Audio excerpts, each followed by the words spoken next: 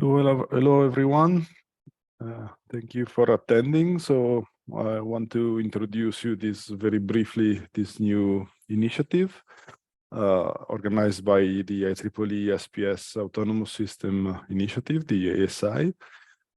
So we are starting today this webinar series. Today we have the honor to have here with us Professor Nikil Dutt.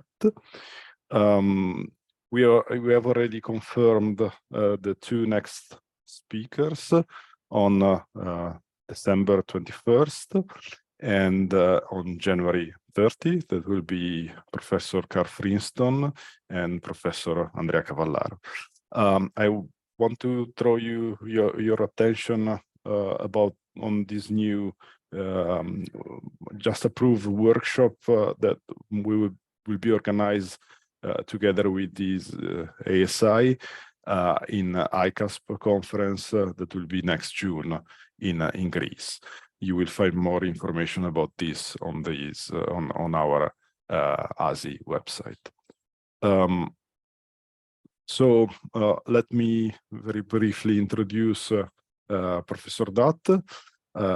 Today's webinar will be titled Computational Self-Awareness and Self-Organization, Paradigm for Building Adaptive Resilient Computing Platforms. So Professor Dutt is a distinguished professor of computer science, cognitive science, and EECS at the University of California, Irvine. He's also a distinguished visiting professor at IIT Bombay, India. He received a PhD from the University of Illinois at Urbana-Champaign in 1989. His research interests are in embedded system, EDA, computer architecture compilers, distributed system, healthcare, IoT, and brain-inspired architectures and computing. The presentation will be approximately 1 hour. So I kindly ask you, everyone, to remain silent during this hour. We will take in question after the presentation, and we will have 30 minutes for Q&A. So, Professor Dutt, please, if you want to share your screen. Good morning, good evening, good afternoon. Welcome, and thank you for inviting me to give this presentation today to share with you some ideas on how we can use inspiration from biology and living systems in trying to use concepts of self-awareness to build adaptive and resilient computing platforms. So let me share my screen.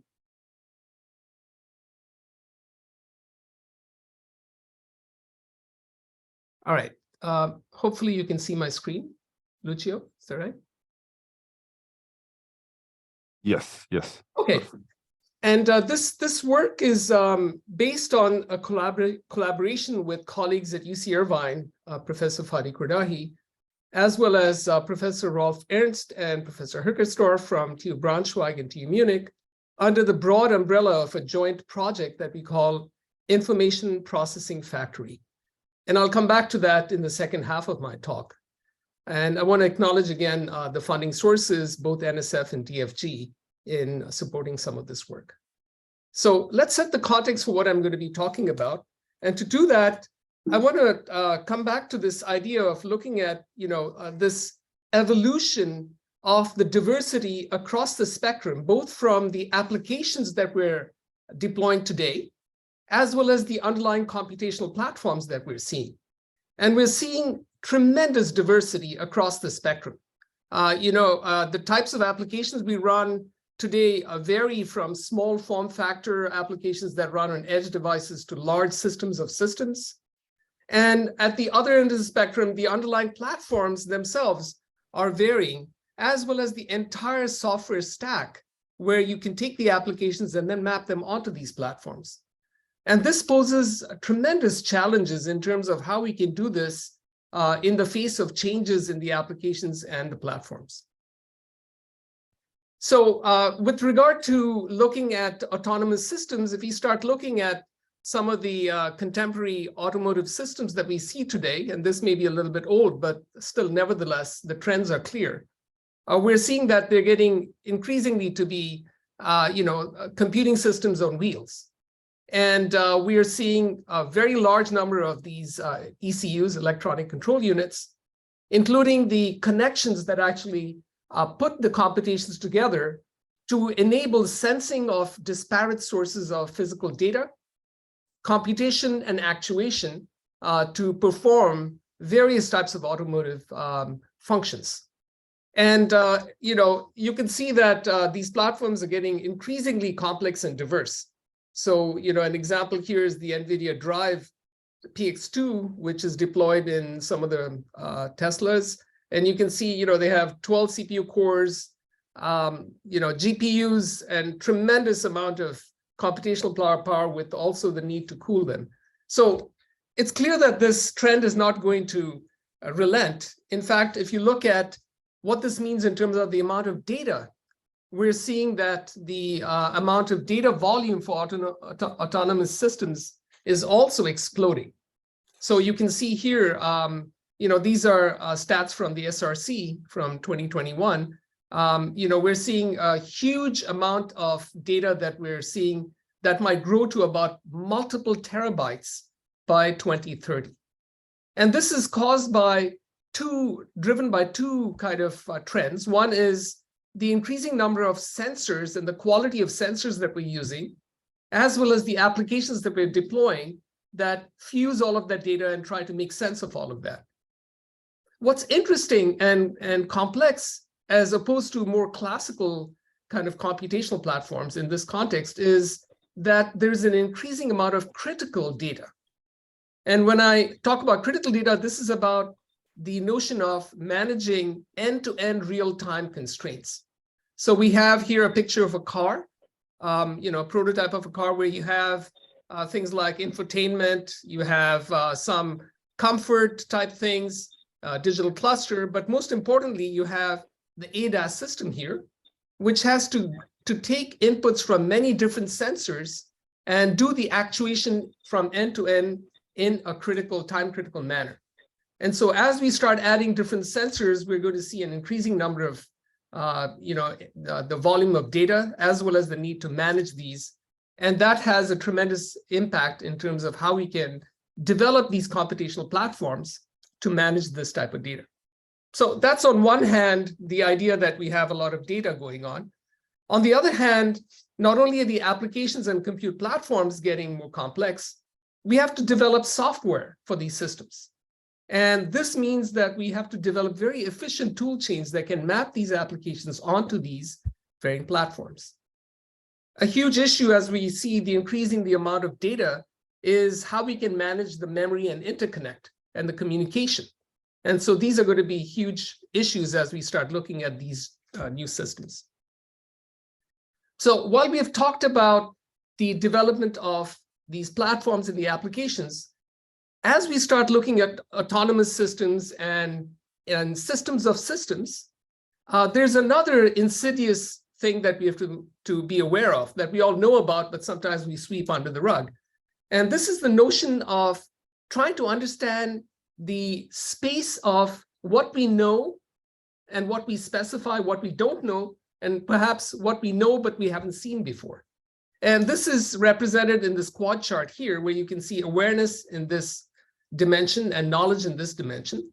And what we have is typically when you design your applications, we try and specify things that we are aware of and we understand. On the other hand, as we start developing the system, we try to also account for things that might fail. And these might be system bugs, failures, perhaps AI systems that are not explainable, so that we build some guardrails and try and account for disruptive events that we think we might be aware of, but we cannot predict when they might happen.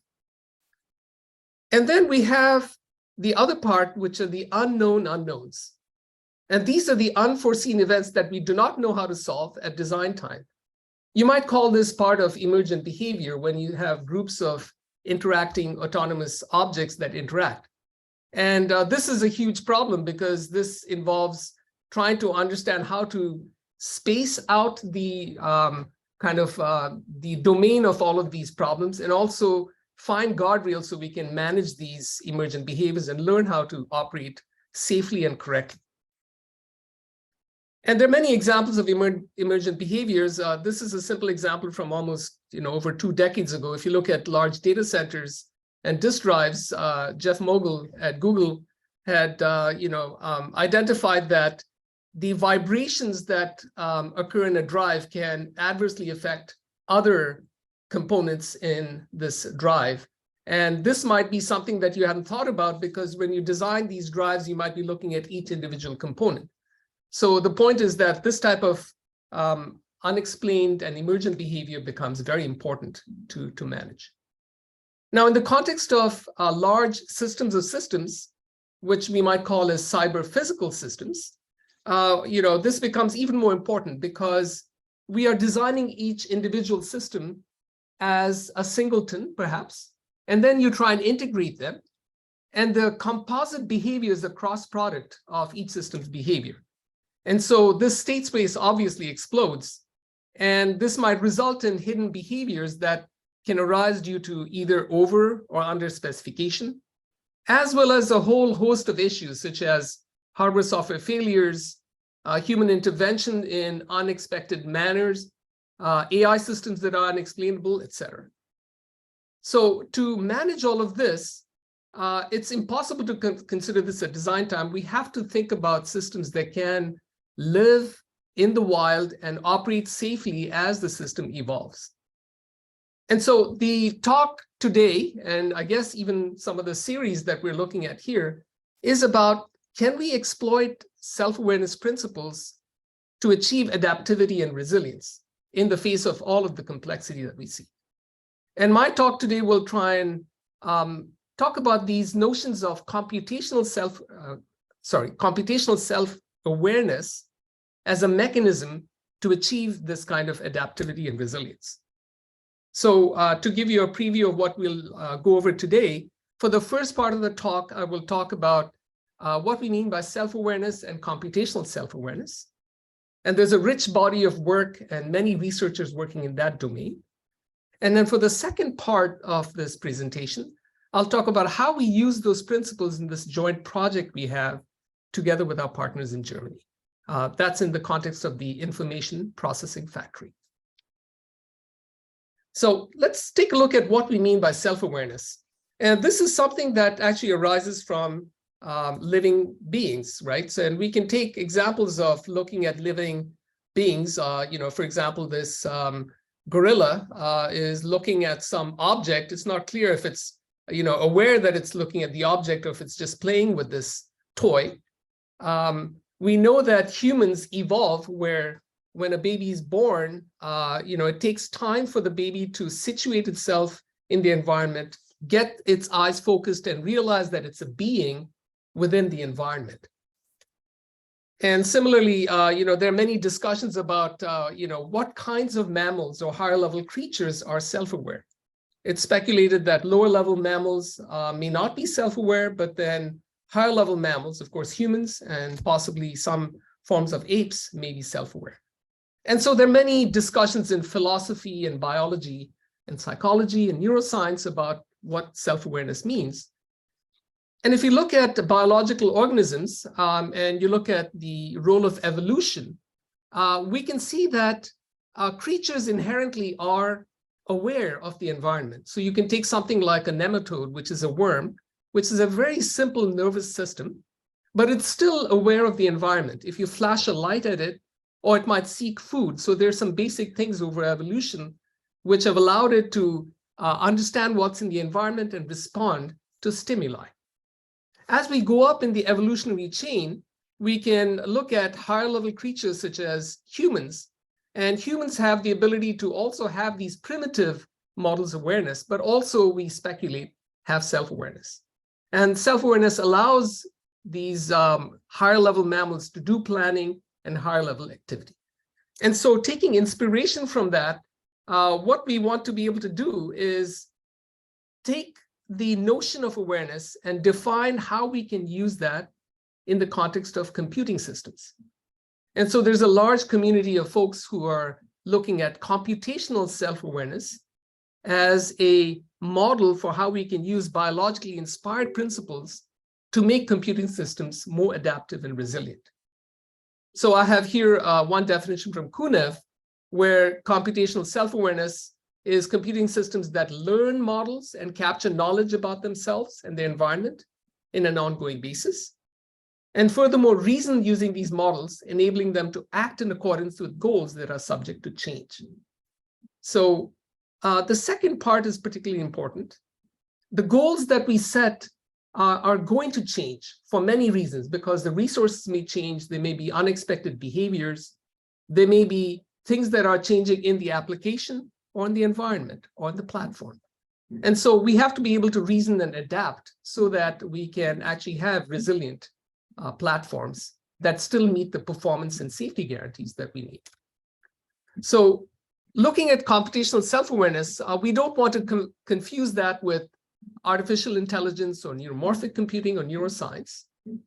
But instead, what we want to be able to do is use computational self-awareness to allow for adaptive autonomy to make runtime decisions, and use this also as a capability to reason about and manage this autonomy at runtime. So, like I said, there is a large community of folks in autonomous systems, in cyber-physical systems who've looked at that. And to try and put all of this together, there have been many different formalisms and architectures that have been defined in terms of how we can reason about what we mean by computational self-X. And I show here one that has come out from the autonomous systems community, where this pyramid shows a hierarchy of self-X properties. At the base level, we have the notion of self-awareness and context awareness.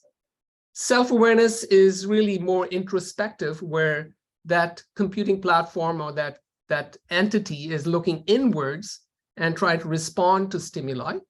And context awareness is how it might look at what's in the environment in terms of both stimuli from the outside as well as interactions with other objects. And based on that, we can build other self-X properties, which eventually might lead to the highest level of self-adaptivity, which of course can then include many self-X properties in terms of self-managing, governing, maintenance, etc. Now we can, refigure this and configure this in many different models, but this is just one template representation to think about how we can organize our thoughts in trying to build these platforms. Now, as I mentioned, self-aware computing has been around for a while. Indeed, if you look in the computer systems testing area, it's been around for a long time, where we've been developing systems that self-test, self-diagnose, self-repair. And of course, in terms of autonomous systems in the space area, there's been a tremendous amount of work in trying to build self-resilient kind of systems. In the early 2000s, IBM had a big effort in building self-aware computing platforms using what they called as autonomic computing, which was primarily looking at building reflective software architectures that could scale and that could be resilient to failure. So you could have as little downtime and evolve the system. More recently, in the past 2 decades, we've seen a lot of effort in this notion of observe, decide, and act, basically a control loop, which is using feedback control strategies for adaptive computing. And I'll highlight here 2 efforts. There are many, many others. The CECS effort from MIT Milano, as well as the organic computing platforms from Germany. And these were primarily software-centric and focused on adaptation of computing platform resources. Now, when we looked at the sort of previous work in the area, we observed that there were 3 key missing things to try and make this into a sort of a unified model where we could apply self-X properties to build autonomous systems. The first is this notion of cross-layer sensing and actuation. The second is the notion of self-modeling and introspection. And the third is control and coordination of emergent behaviors. And I'd like to spend a few minutes on each of these just to give you some idea of what we mean by these. and then transition to how we've been using some of these ideas in the Information Processing Factory IPF project. I apologize for the background. There's some noise. I couldn't use my headset, so sorry about that. So how do we build computationally self-aware systems? There are three things that we can do at a minimum. We want to be able to construct a model of behaviors in the environment using sensor data. And then using this model, we want to achieve self-awareness through cross-layer sensors and monitors. And finally, we want the ability to introspect and adapt behavior. So let's look at each of these in sequence. So let's first understand, how do we construct models of behaviors of the environment using sensor data? And to do this, we might use something like a reference architecture to define how we can take things that are sensed in the environment, which are these little S boxes, and how they might actuate, which are the A boxes. Now, this is a reference architecture that Axel Jansch had proposed that we also used in some projects. There are many others that you can use, but let me walk through this because this is one prototypical kind of an architecture that could be used in developing these types of autonomous self-aware systems. So you see here two big blue boxes on the left. The first is this notion of having a self-model and doing self-monitoring. And with self-monitoring, you can also keep track of the history of events, both statically and dynamically, as well as an episodic history of what's happened in the past. At the bottom, you have environmental monitoring, which is trying to build models of this system in the context of the environment. And again, you can have both static and dynamic models as well as history. And here what we have are the mechanisms where we can make decisions based on different principles, again, inspired by biology, such as attention mechanisms that allow the system to decide to focus on what's most important. Or if there's an anomaly, how to switch your focus of attention from something that you're doing right now to some emergent behavior. And what you see here are different mechanisms to manage the goals that we have in the system, as well as trying to understand what's really important in terms of a desirability scale.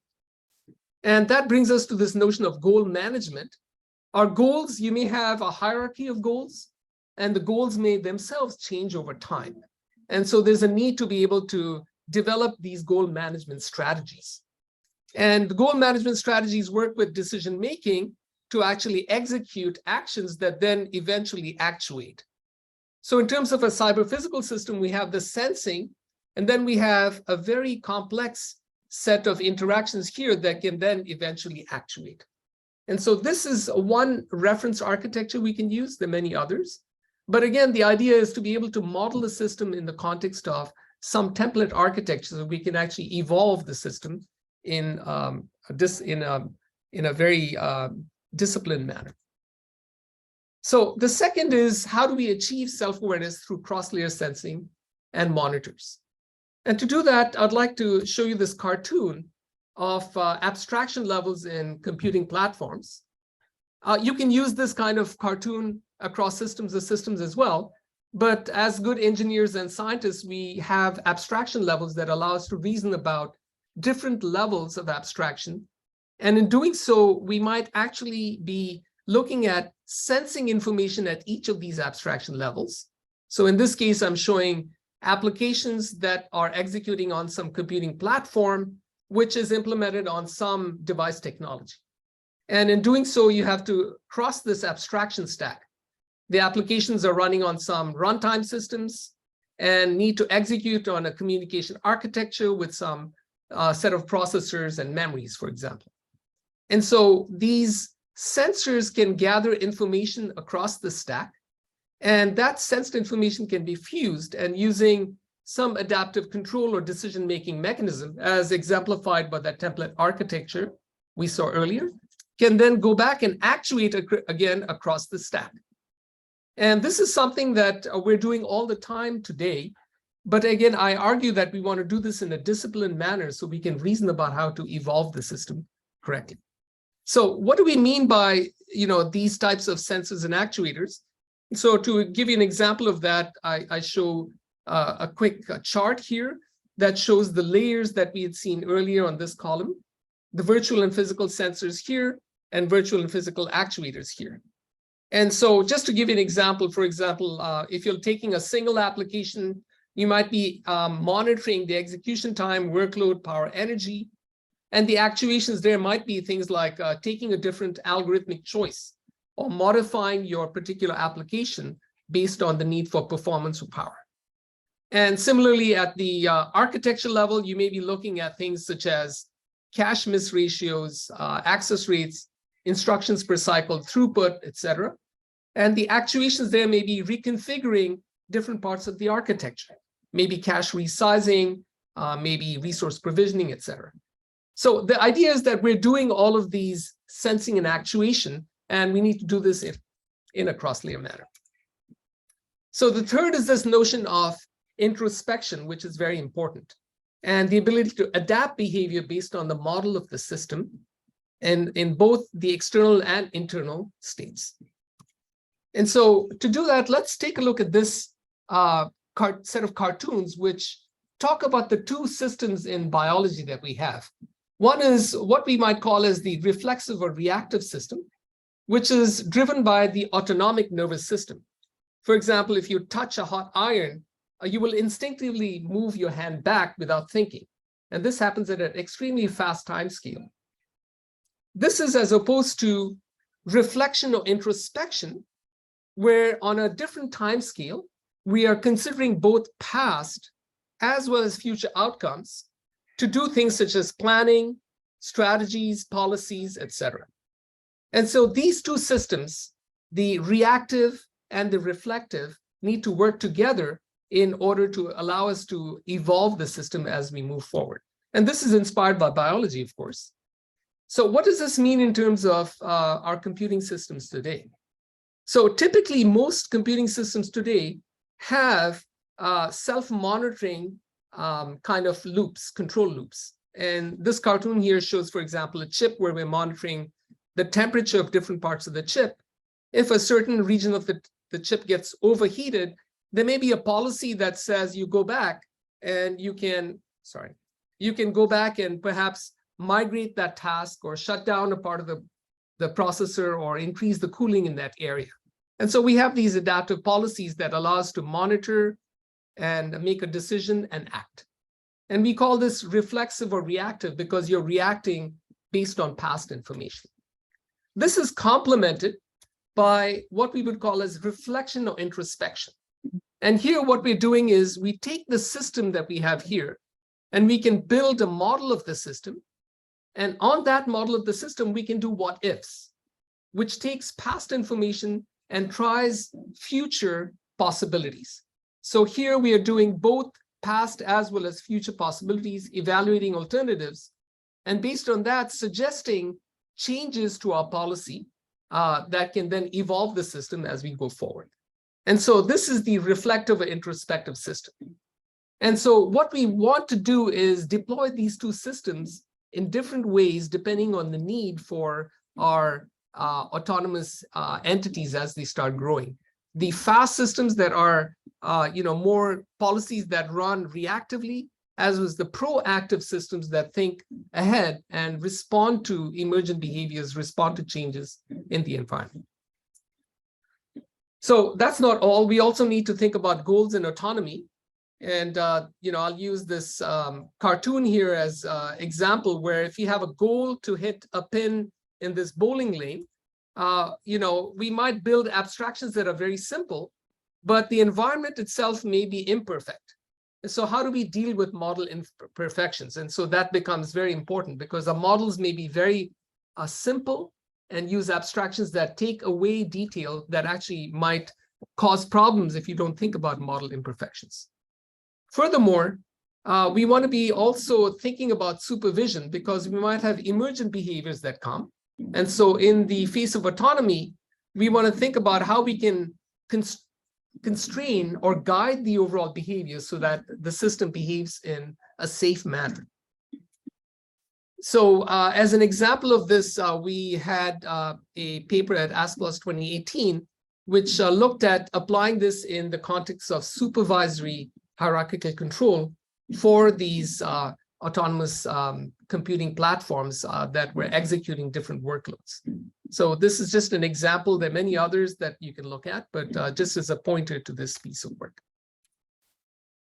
So let's switch tracks. So we're about halfway through the talk here. So about the first half of the talk was primarily about trying to make the case that self-awareness principles are very important and can be deployed in many different contexts to make our computing platforms resilient and adaptive. Now I'd like to switch to how we have used this in the context of this joint project between UCI and TU Munich and TU Braunschweig. It has a very fancy title, Information Processing Factory, IPF, but the principles are actually inspired by looking at modern automated factories, which are actually required to operate in a seamless manner, running 24/7 with minimal disruption in the production line. And so the objectives of this first phase of the project were looking at how we can deal with the changes at the device level in terms of parametric variations, growing IC material effects, aging, degradation, etc., as well as the highest level in terms of changes in the load in autonomous type of applications, with the goal of having longer lifetimes. And that's the idea of system autonomy. So without human intervention, you want the system to operate in a safe manner. And so the vision was to try and see how we can be inspired by how some of the factories work, because modern factories have rich sensor systems with physical adaptation, and they typically have these online optimizations that allow the system to operate predictably on a longer time frame. So this is the idea here that we had. And to do that, we modeled these platforms in this hierarchical manner, where we have continuous operation, where the system is never down, and the idea of having maximally distributed autonomy with minimal centralized control. And that's achieved through these different levels of the hierarchy here, where the lowest level, you have individual resources that are akin to a production line that run mixed criticality workloads, on top of which we might be running different types of runtime systems, and then some supervisory process control that manages workload execution on each of these individual platforms, but then planning, execution, and enforcement across these platforms so that you can coordinate them. And at the highest level, doing proactive resource planning so that we can do things like understand how we might deal with downtime and be proactively managing resources. So self-awareness is a key principle in this domain here.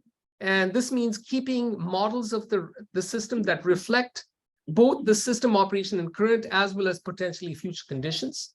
And we can then use this to do this kind of a planning loop where we have normal operation, and based on the observed state and reports, we can think of future plans and then evolve the system in a predictable and safe manner. And so, planning examples include things such as change of load conditions, change of platform, exceptional behavior, etc. So if you're curious about what this is, because there are too many buzzwords here, you might want to visit the ES Week special session on IPF, where we had different sessions, excuse me, that talked about, at the highest level, proactive self-diagnosis and task migration for safety critical applications. We had the notion of runtime verification to monitor runtime events, which I'll come to in the second half of this part of the talk. And then looking at reflective supervisory control in hierarchical machine learning, so we can have predictable behaviors in the face of changes that we see that might emerge in the system state. And finally, hardware-based learning classifiers for mixed critical environments. So this snapshot gives you some idea of how we have used self-awareness principles. I clearly won't have time to go through all of those, but I did want to share with you a pointer so you can take a look later. So let's switch to this idea that we have designed the system to operate correctly, we think. But as the system executes, we start seeing things that we haven't seen before. And so this problem of trying to deal with the unknown unknowns becomes hugely important. And that comes from many different dimensions. For example, the software that we write is imperfect.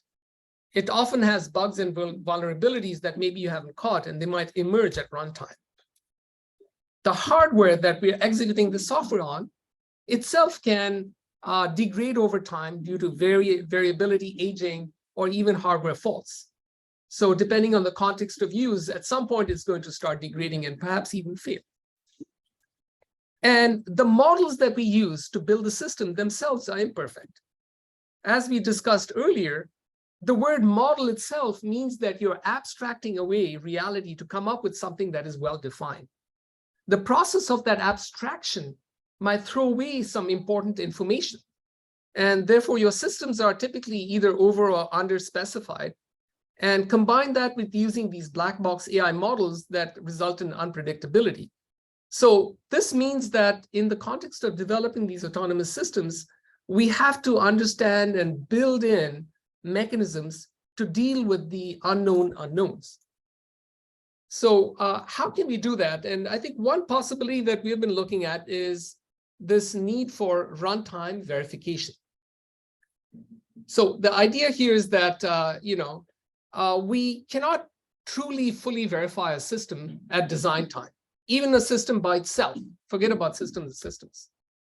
Because we cannot guarantee correctness at runtime due to environmental and dynamic changes in operation. Furthermore, catastrophic failures can result from these uncaught errors or unpredicted dynamic behaviors. There are many examples of that. There's a whole slew of examples you can look at in the literature and in the news, including Uber's self-driving car crash from a couple of years ago and many instances of autonomous systems. So we posit that we should be looking at in situ or on-site runtime verification to assist the system in detecting these unknown and possibly anomalous behaviors, and then try and deal with these in a safe manner. So this requires us to continuously monitor the systems to ensure adherence to system requirements. So this cartoon here gives you, it's kind of busy, but I'll just walk you through that. This cartoon gives you this idea, where does runtime verification sort of operate, in what space does it operate? So let's first take a look at this quadrant chart here. On this axis, you have normality on the y-axis, and on the x-axis, you have correctness.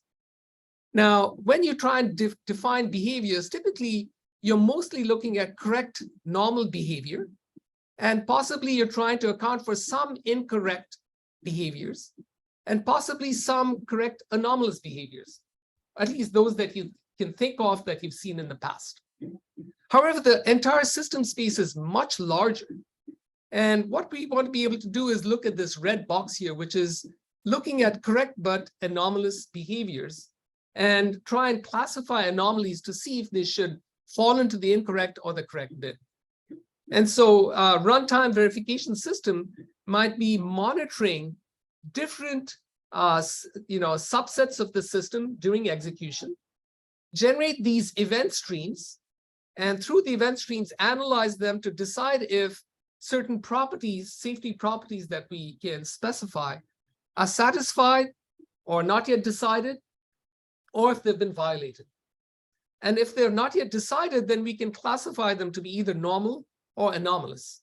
And so if they're normal, then they might fall into this bin, and we add them to our set of expected behaviors.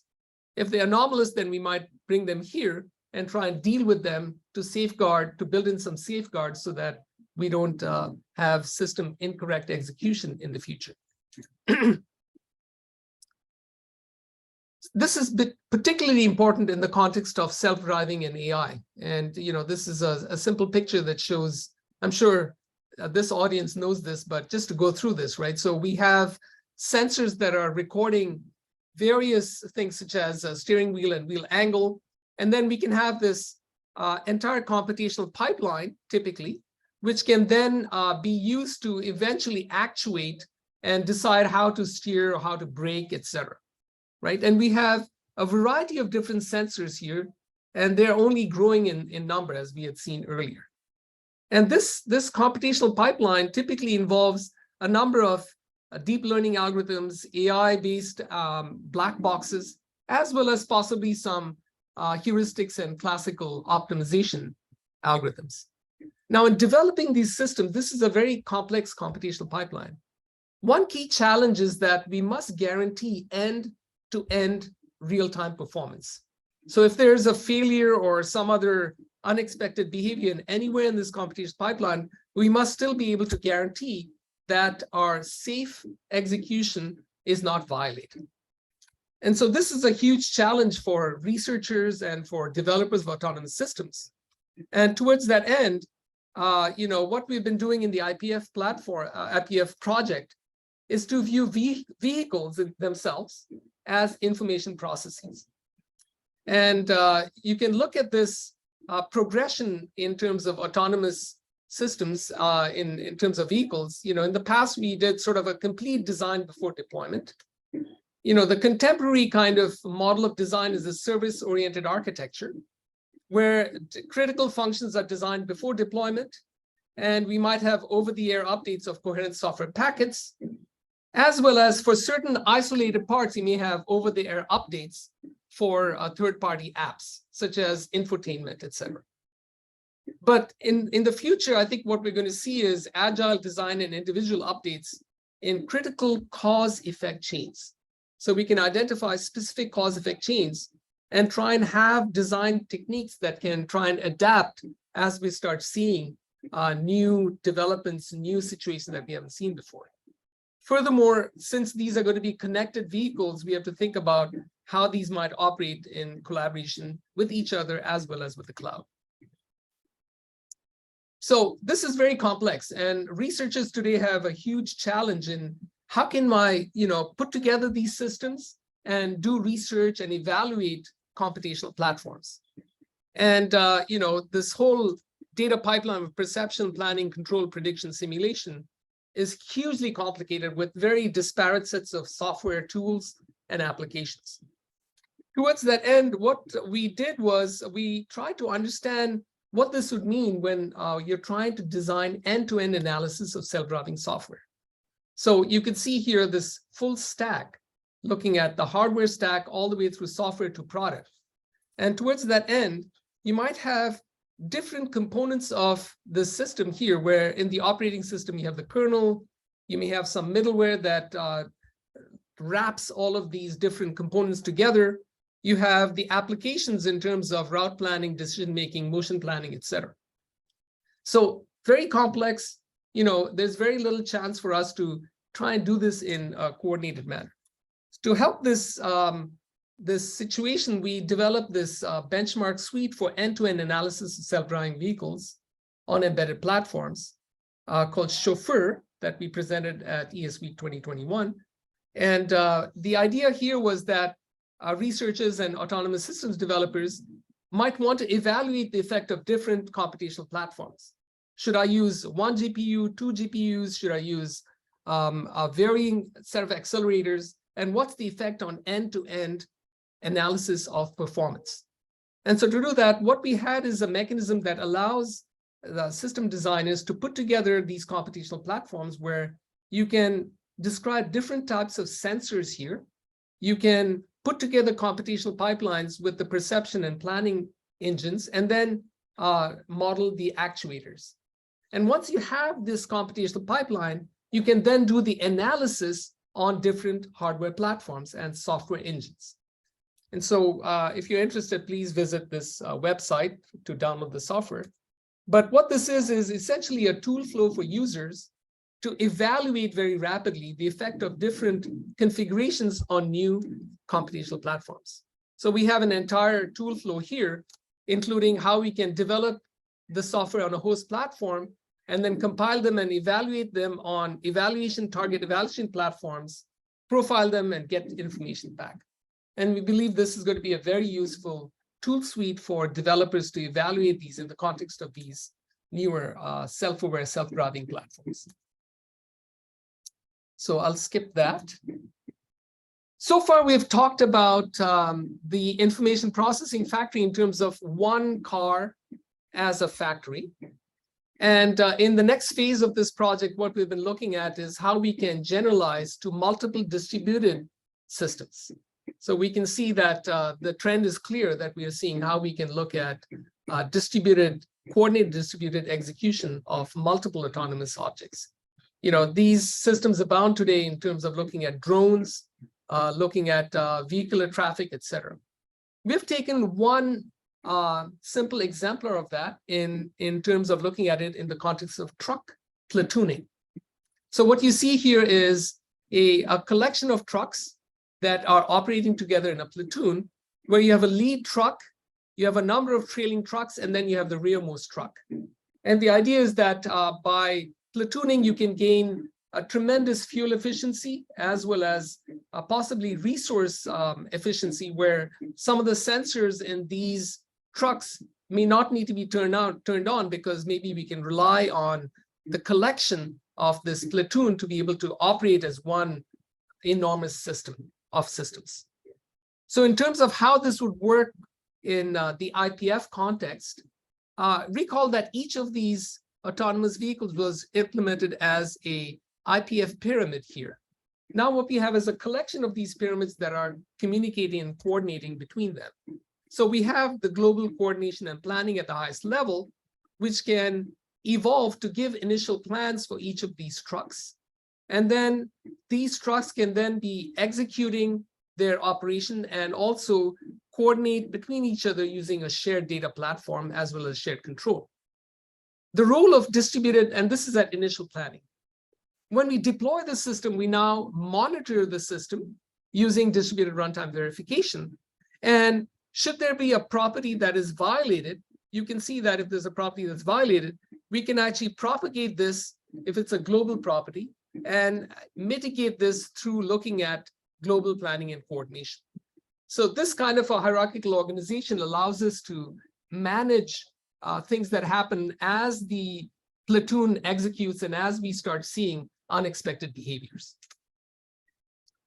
So we've been developing DRIVE, which is an acronym for Distributed Runtime Verification for Collective Autonomous Systems, and in the context of platoons.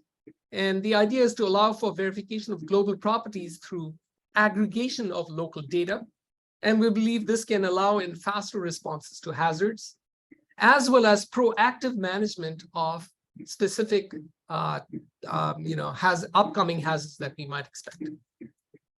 So I won't go through the details here, but I would like to show you that we have done some simulations of this in terms of platooning. And this is a simple kind of simulation of a platoon route where it starts. This is a map of California here, where we're here in Southern California in Los Angeles.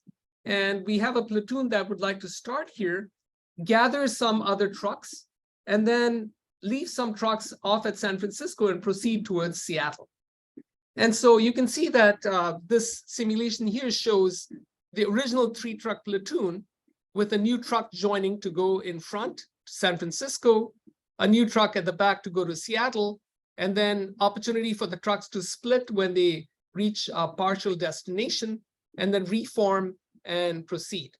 Now, most importantly, the idea of anomaly here is that you may have rogue vehicles that either come ahead of the platoon or inside in between the platoon, and then we have to coordinate them and make sure that that's safe. So this is something that we've been trying to do with runtime verification, where we can monitor these different situations and proactively manage them or reactively manage them, depending on as the case requires. So how do we model this? We model this using timed linear temporal logic grammar, and we're basically specifying properties of different states. So if you look at this, you can actually define the higher level system states of the platoon as being in a steady state platooning state, or that a truck may join from behind, or you may need a gap for adaptive cutting, or maybe forming a platoon or emergency braking, splitting, joining from the front, etc. So these high-level states are operational states for correct operation of the platoon. And to do that, we have certain properties that we must guarantee. So if a truck needs to join from behind, there must be a specific time gap, and this must be done within a certain time limit so that we can actually ensure that the platoon is well formed. Similarly, we might have properties for joining from the front or joining from the back or for steady state platooning. And so these properties are things that we can monitor at runtime. And we can either, as I mentioned, reactively do this so that we can have actions that manage it safely, or proactively do this so that we can actually try to do things ahead of time so that we can have impending problems that are avoided. So we have looked at some examples of this in terms of how we can take each property into a global query, break them down into local queries, and each of the trucks or each of the computational platforms can run its local query. You can aggregate them and then verify the global property. Now, this all sounds good in principle, but you have to do this within a real-time constraint. So this is what we have been testing to make sure that the detection latency here should be satisfied before the next event is triggered or before some safety margin. So part of this engineering task is how we can actually deploy this runtime verification system so that it's both safe and can manage this in a predictable manner. And we've done this in the context of an emergency braking scenario. So consider a platoon that you see here. You have these 4 trucks that are operating in a platoon. If the front of the platoon sees an object approaching, it might apply an emergency brake. And what you see here is a picture that shows brake intensity on the y-axis and simulation steps on the x-axis. The blue line corresponds to the leader truck here. The orange line here corresponds to the follower or the set of followers. Here we're looking at the follower immediately behind, behind the leader. And the green line here is the emergency brake. So here, if we apply this emergency brake, what would happen is that the front truck is going to immediately brake. And so you see this big pulse here with braking. And then because of that, there's this oscillation where the brake intensity goes down over time. Now, because of this cascade effect, the sensors on the truck that follows will see this sometime later, and then in a similar manner will apply its own brake, and then will try and oscillate and break down. Now, unfortunately, this is not good for the platoon because then the platoon is not well formed because the front truck may decelerate much faster than the truck behind it. Instead, what we want is kind of graceful braking across the entire platoon. So if the front truck starts, we want to communicate that to the other vehicles so that they can also start the braking shortly after the front truck brakes. And so if you use runtime verification, what we see here is a picture on the right, where again, the emergency brake has been applied. The blue line is the leader and the orange line is the follower. You can see that this pulse that the blue line, the leader, applies will result through communication through this runtime verification, allowing the follower to also start braking and in a graceful manner manage its braking so that the distance between these 2 trucks is managed in a cohesive manner, respecting platoon characteristics. So I think there's an opportunity for us to see how we can use these types of distributed monitoring at runtime to address these type of unforeseen behaviors or emergency behaviors. As part of this project, we have been fortunate to work with Professor Jongchan Kim at Kookmin, who has actually developed a 1/14 scale truck platooning proving ground on top of his engineering building. And it's a scale model that shows a track that represents a highway, as well as different parts here that represent city intersections. And these trucks are scaled down trucks, which are equipped with different types of sensors, cameras, lidars, as well as communication. Right now it's using Wi-Fi, but it'll probably be moving towards 4G, 5G shortly. And then each of these trailers here have the platforms, the computational platforms that we're talking about, on which both the computations for sensing and actuation work, as well as the distributed runtime verification software that we talked about will actually be deployed. And so we're using this to try and both emulate real behavior, but also simulate in our simulation platform so that we can have some realistic analysis of how these situations might evolve. So finally, I want to talk about proactive self-diagnosis, about how we deal with imminent hazards. So recall that we talked about the reactive model where there's a failure that happens or some hazard occurs, and we can try and take an action and try and hopefully do it in a timely manner.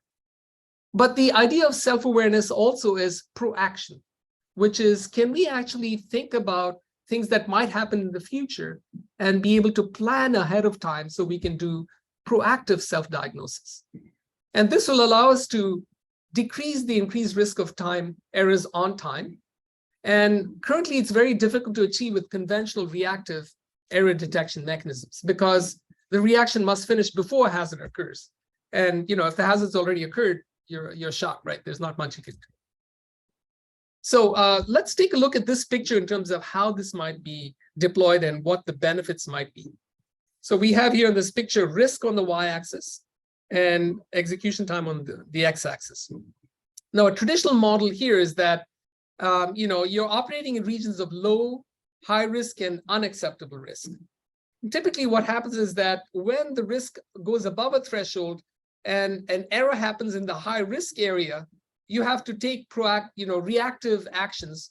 And hopefully, before the hazard gets into an unacceptable behavior, you can take some reactive action to try and bring this down into a low risk phase, right? And so this is your static, non-fault tolerant approach, which results in hazards. And the second one is the reactive conventional approach, which reacts to a failure or a hazard and tries to make a change to bring it in a safe manner.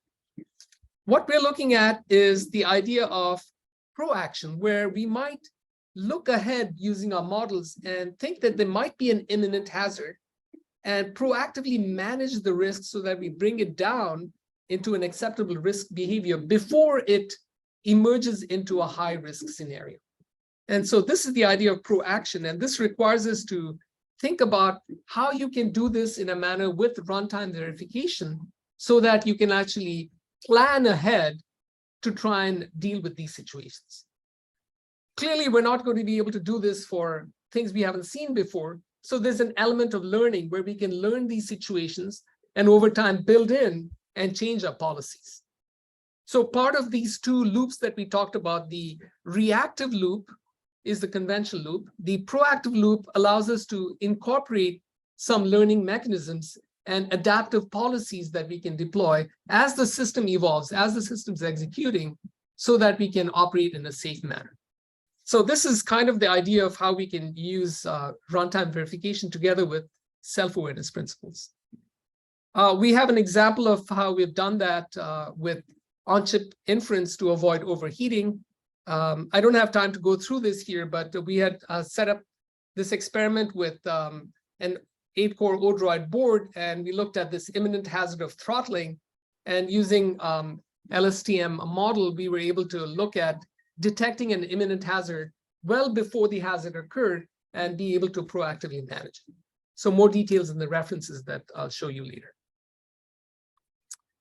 Great. So let's take a moment to see where we are. So I covered a lot of topics today. I started in the first half of this talk in terms of explaining notions of self-awareness and computational self-awareness, the ideas of looking at the reactive loops and the proactive loops, the idea of doing planning ahead of time, looking at systems of systems, etc. So let's wrap up and see, some of the major takeaways since we covered a lot of ground today. So the first key takeaway is that I would posit that we have to think carefully about how we can use computational self-awareness principles in developing new platforms, especially in the context of autonomous systems and systems of systems. And this requires us to think of three key ideas here. The first is this notion of cross-layer sensing and actuation. And we want to do this in a principled manner. This cartoon here shows you abstractions at which we can model a system. Typically something at the application layer at the highest level, going through different software and hardware levels, ending up with a computational platform or a set of computational platforms on which our software is executing. Because at the end of the day, these systems are software on wheels, right? They're running very complicated pieces of interacting software. So can we think in kind of a very systematic manner in terms of how can we sense information across these different abstraction stacks? How can we reason about them and build models of the system that allows to reflect and have these two systems of the fast reactive loop that you see at the bottom, as well as the slower proactive loop that allows to plan ahead in trying to build these systems. And so that brings me to the second topic, which is this notion of, self-modeling and introspection. It's key that we build models of the system on which we can reflect and introspect and use that to build new policies or adapt our policies as we move forward. The third is this notion of control and coordination of emergent behaviors. So these systems do not live in isolation. They have to interact with the environment. And more importantly, as we start deploying these systems, interact with other autonomous systems. So, how do we deal with emergent behaviors is a huge challenge. And there we think that, a runtime verification might help, as well as other techniques in trying to build self-aware models that we can use to emulate interactions between these different platforms. So computational self-awareness here has this notion of observe, which you see here, reflect, decide, and act. So reflection is a key component where we want to make sure that that's in the loop so that we can build these adaptive platforms. The second key takeaway is this notion that our systems are over-specified. So how do we manage unknowns?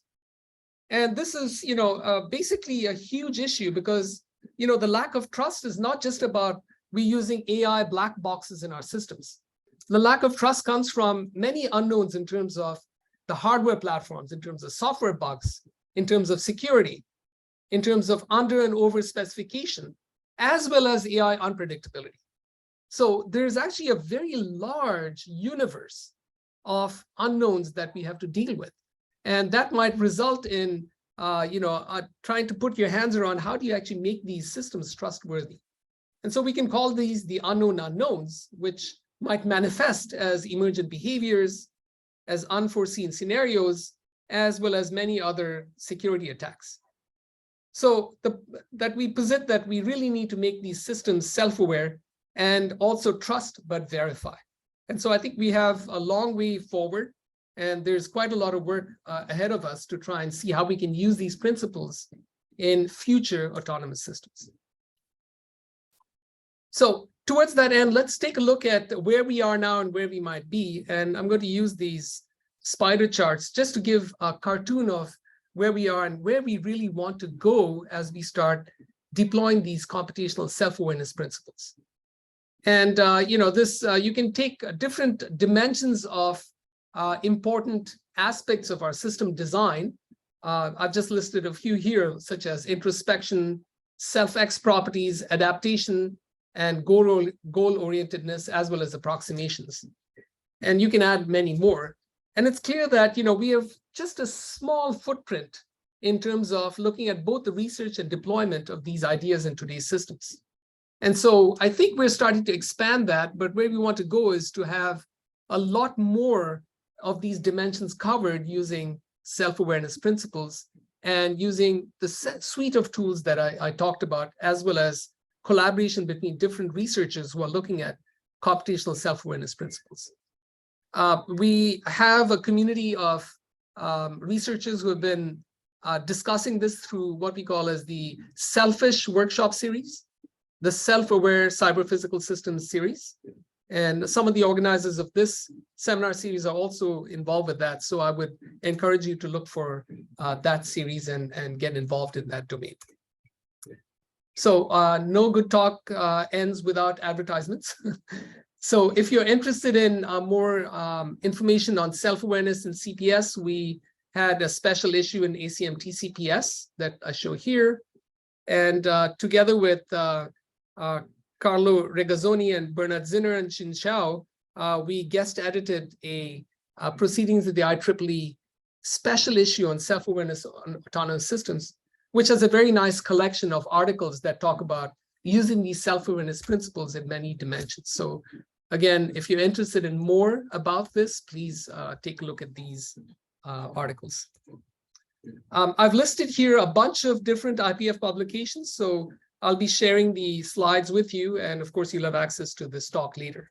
So please take a look at some of the publications from the IPF project. And with that, let me try and end on time first by acknowledging members of my research group and my colleagues Fadi Kurdahi, Donnie, Brian Donnie, Andreas Herkersdorf, Rolf Ernst, and Axel Janscha Wien. And of course, acknowledge the generous research support of the National Science Foundation, DFG, and some industrial contributions from Facebook and Samsung. And with that, I'd like to stop right on time and happy to take questions. Thank you, Nikil. I apologize for the noise. I think there's some demonstrations going on outside. So no worries. Was perfect. So thank you very much for Lucio, I think your volume is a bit low. I can't hear you. Yes, maybe microphone is okay. Hopefully now. I don't know. It's low, but I can sort of hear you. I hope you can hear me. Yes, so now it's time for question. Thank you very much, Nikki, for extremely interesting talk. So for all the participants, if you want to put the question live, feel free to open your microphone, or if you prefer, you can also write in the chat. In the meanwhile, as we are waiting for some question, let me try to break the ice. So yeah, I have a first question about the IPF. It reminded me a little bit the concept related with predictive maintenance. Apologize, I have to listen again because it's a bit low. Can you repeat the question? Yes, talking about the IPF, and it reminded me the idea and concept of predictive maintenance. So I was wondering what are the differences, if any, and if you can say something about this. Difference between, could you repeat the differences between what? IPF and? The ideas and concepts of the predictive maintenance. Oh yes, yes, predictive yeah. So I think there the question was, how is this different from DDS and predictive control systems and things of that nature, right? So I think these are all in the universe of a suite of tools that can be applied. One key idea that I want to focus on here is trying to think about applying these strategies in a sort of a systematic manner across the abstraction stack. I think what we have are many techniques that are applied kind of piecemeal, where we take an application and we look at the sensors and we build control loops and maybe do adaptive control, maybe even looking at horizons and doing something that looks like prediction, predictive control, model predictive control. But when we look at systems of systems, one key idea here is, can we model the system holistically using these abstraction levels and looking at the sensors and actuators? And within that model, apply these type of approaches. So I think they're complementary to how we model the system. So that's one key difference. And the second is this notion of, dealing with the unknowns, right? How do we actually deal with emergent behaviors, and how do we monitor and detect them and manage them? The techniques themselves, I think, could rely on many existing techniques that we have today that come from control systems in system design, in both reliable distributed systems and so on. So we have a whole slew of techniques. What we are trying to do is have this kind of holistic view in terms of modeling of these systems, so we can actually have information flow between them. That's one. And the second is moving again from compute-centric to more data and communication-centric models, right? Which I think, as we saw earlier in the beginning of this talk, you'll recall that we had a huge volume of data that we have today. I hope, can you still see my screen? Yeah, yes. Yeah, so you can see this tremendous data deluge, right? And it's only going to increase. And so the idea of moving from what has been classically more compute-centric towards something that's a little more data and communication-centric, and think about how we can actually have sort of a systematic way in which you can manage these in both individual systems as well as systems of systems. So I think it's not an either or. I think it's an evolving journey where we can try and use these models and develop them going forward. There's certainly many similarities when you look at sort of the slow reactive and reflective. So if you're a controlled systems person, you'll say, well, isn't that model predictive control? Right? It looks like one. So yes, that's one way of actually using a strategy, but that requires you to build the model, adapt the model. And so I think we can fit many of these existing approaches in the context of this framework and model. Okay, thank you. I see there is a raised hand by N.Dutt. Please, Baram. Thank you, Nikki, for a very interesting presentation. It's 3 a.m. in Australia. I'm listening to your presentation. I apologize for the late time. No, I don't regret. It's in the middle of the night, but I don't regret to spend my time here. I'm sorry, there's a little bit of noise outside, so I have to get closer to the microphone. But could you repeat your question? I apologize for that. Yeah, I haven't yet said my question. So my question is, so you talked about self-awareness, and I saw a lot of the concepts coming from biology. So in terms of self-healing and in terms of self-awareness itself. So is there any notion of self-consciousness in such artificial systems? Do you know any research going on the concept of self-consciousness? And consciousness, I know it's a vague concept. There's no definition about consciousness. It's kind of vague, but still, have you seen any research? Yeah, let me speak to that. Thank you for the question. So again, just to repeat the question, since I want to make sure I got that right. The question was, we talked about many biologically inspired self-awareness principles. The question was, has there been any work, or have you looked at this notion of consciousness? And now we're getting into the metaphysical realm. It's something that I think we probably, first of all, even in the biological domain, this is something that neuroscientists and psychologists have been studying very, very closely to understand what the biological and neurobiological principles underlie what consciousness means. So I think that's even not well defined in that domain. So I think it's a bit early for us to even think about autonomous systems in terms of what they, are they living beings that have a conscious, do they have a will? And I think that's getting into a bit of philosophy. So the way we are looking at it is we don't want to tread in that direction, because I think that's certainly a very interesting philosophical discussion.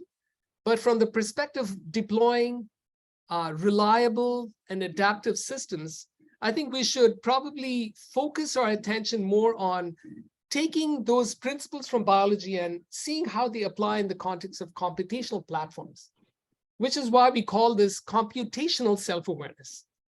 And I don't think we are ready to talk about computational consciousness, because we don't really understand computational self-awareness right now. And I think consciousness as sort of an area, and we have studied that as well in terms of, because of the interest. It's a very fascinating and interesting area in biology and neuroscience, and in psychology and philosophy. But I think in terms of deploying these systems, we want to view them as computing agents that have some degree of autonomy, but are still supervised, hopefully, by humans or by other systems that actually make them predictable in behavior. So I think it's a bit early to talk about consciousness in computing today, although it may make sense for philosophical discussions and coffee chats. So I think it's a bit early. Thank you so much. Yeah, makes sense. Thank you. So we have a couple of questions on the chat. Nikil, Let me look at the chat. Hold on.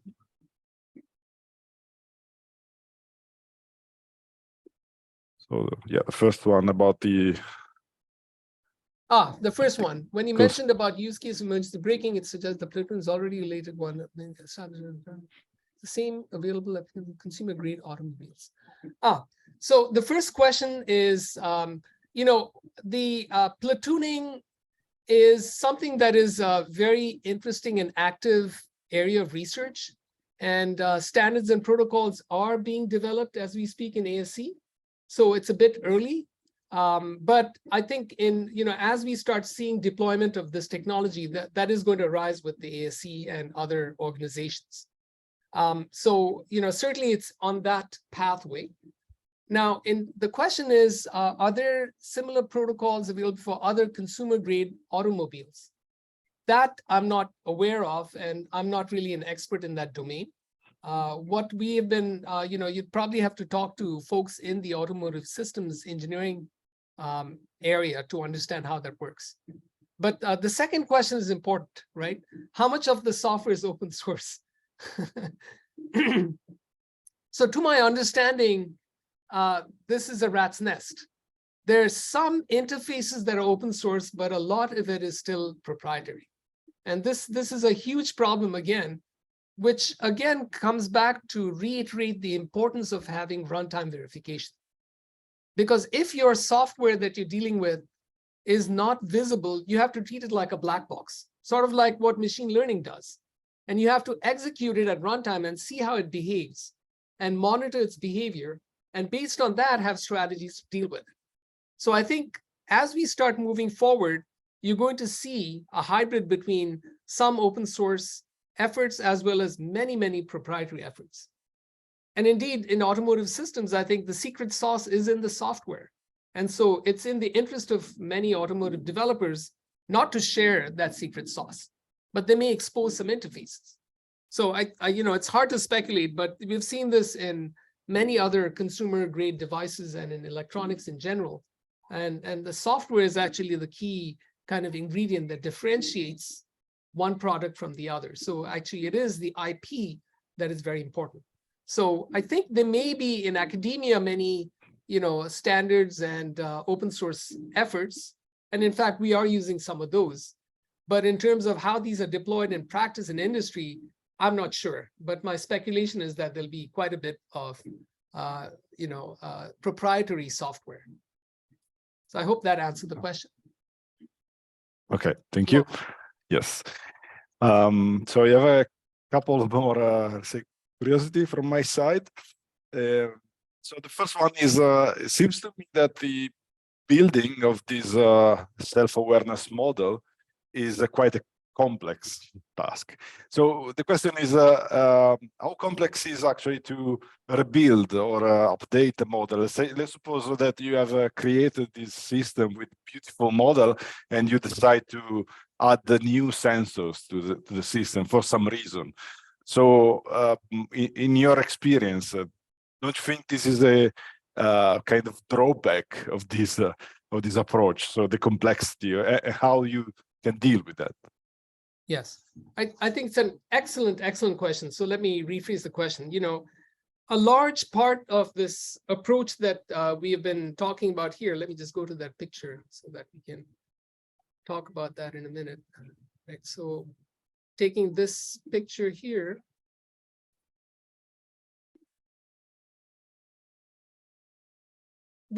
taking this cartoon here, right? So looking at the self-awareness principle model, right?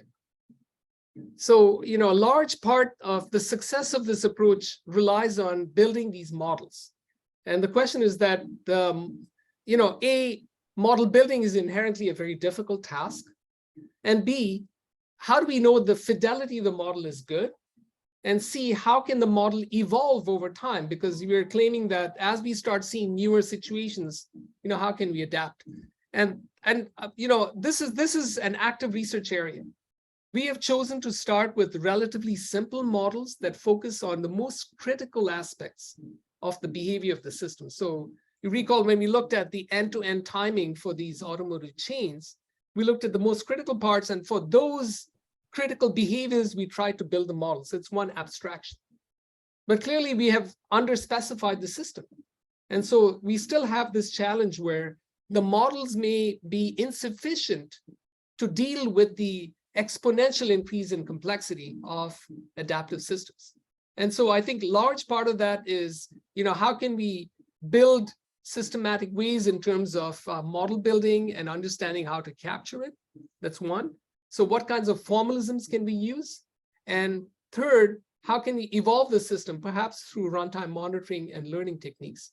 So these are all, ripe areas for research. And we are, I would say, at the very incipient early stages of this kind of research.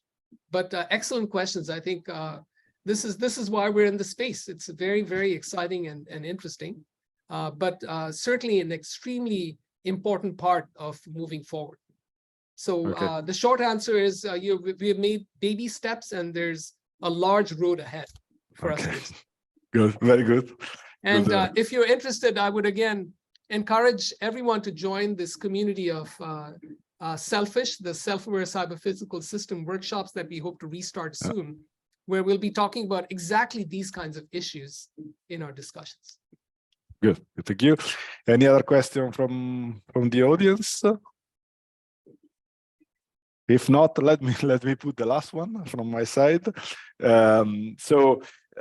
Luckily, in this anomaly detection, so when you build this model, luckily the number of anomalies are supposed to be quite small if compared to the standard situation. So is this a problem for the system, this imbalance of the data? Do you think this is a problem, and how we can solve this? Let me understand the question. The question is, we have designed systems maybe with some understanding, and the number of anomalies are relatively fewer as we see today. But going forward, they may explode in number. Is that the question? That how do we deal with that? Or yes, and also, don't you think it's a problem? I mean, we have like in 24 hours of functioning of the system, we have 23 hours and 45 minutes of a normal situation. Oh, and right. Only right. So, 10 minutes of abnormality. So yeah.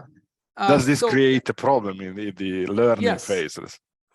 Right. So I think there are two dimensions of the problem. One is if you're doing, and this is a problem that we've seen in other agency areas. And for example, system aging is one kind of domain where many of these, it's a product lifetime kind of issue. We all are familiar with the bathtub curve and reliability and so on. So when product designers are developing these systems, we try and build models for failures, and then we try and simulate them perhaps. And we may have some historical data. If you look at disk manufacturers, you look at mechanical devices. In general, we have these kind of failure models that we use to project what might happen over time and use simulation studies. But in reality, there may be a lot of different effects that manifest during execution, new effects. And those are things that we can add to our history of failure modes, and we can try and enhance those in building systems going forward. So the timescales in terms of design time deployment might look at historical data or other data that we use, or other kind of database of different faults and failures that we can use to build our models and do predictions. But at runtime, we have to evolve these as they go along. I'll give you a case in point for autonomous systems. We have, in California, we have something called the California Disengagement Report, which is looking at, in California, we have a lot of examples of autonomous driving. And every time there's a problem, it's called a disengagement. And that's compiled by the California DMV, Department of Motor Vehicles. They actually publish this every year, a disengagement report. which might be anything from an object coming and then there's a failure in a model, or there's a crash or something that avoided.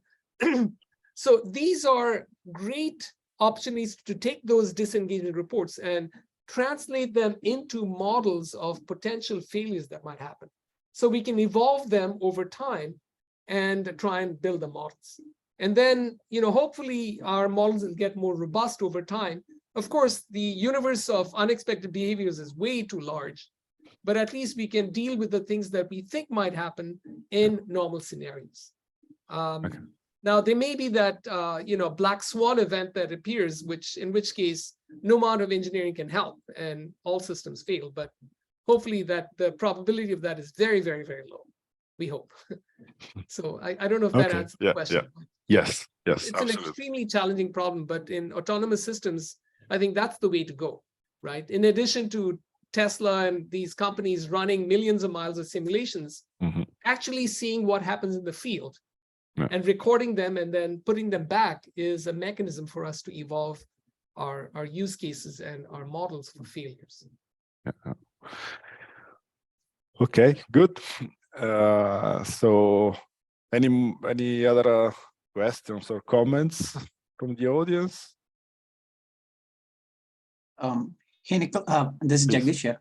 Please. Have a quick question. Yeah. When you mentioned about the model replacement, right? Are you thinking more about an online model replacement, or is it more of a real-time model, near real-time model replacement? So the question was about, model updates and adaptations, I guess. And the question was, Yes. is this being done in real time, or is it done sort of in a model where we stop the system and then try and maybe update the model? I think it depends on the context in which we're looking at the time scale of inferences that we have and the predictions. Both possibilities might exist, so it's very hard to generalize. For example, when we are doing things in the model building here that are running at clock speeds at the lowest level of abstraction. Let me go up here, because that'll be important too.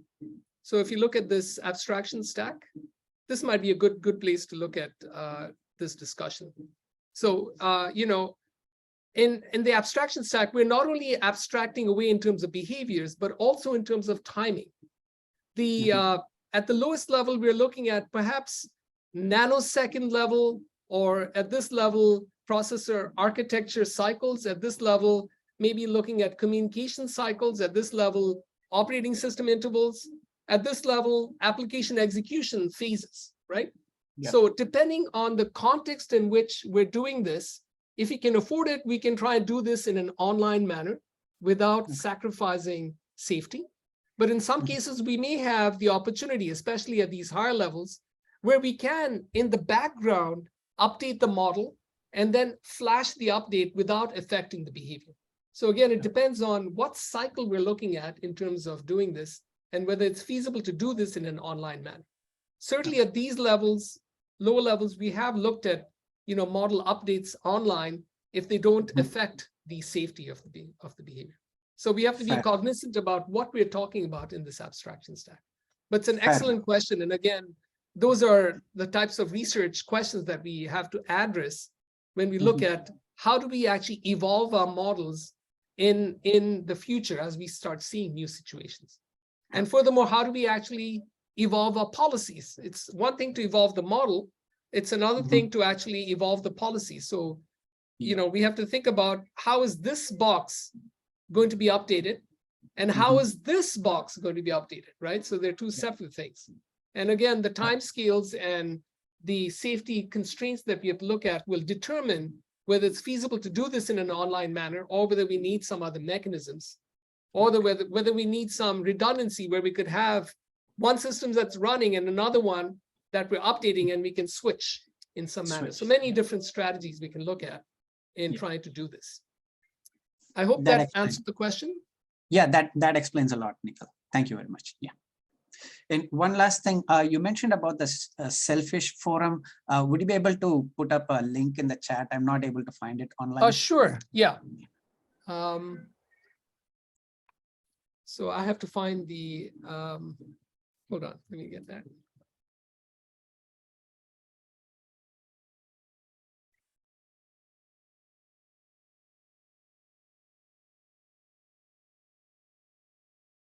Just a second. I'm trying to find Yeah, that. sure. Yes.